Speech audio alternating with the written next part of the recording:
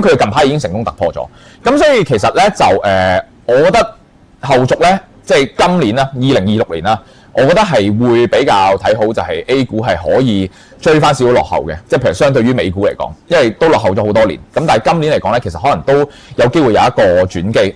有機會有一個轉機。咁喺呢個大背景嘅即係大環境嘅前提之下咧，其實就過往中港股市大升咧，其實會其中一個炒嘅主題都會係券商股啦，因為即係當股市非常之熾熱嘅時候，當全民都去炒股嘅時候。咁好理所當然就係會利好一啲券商股啦，因為券商嘅交易手續費都會上升。咁所以咧就個道理係非常之簡單易明嘅。咁所以咧我就覺得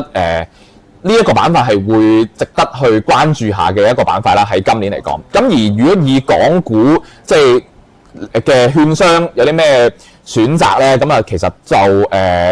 6030或者係3908啦，呢兩隻可能都會係比較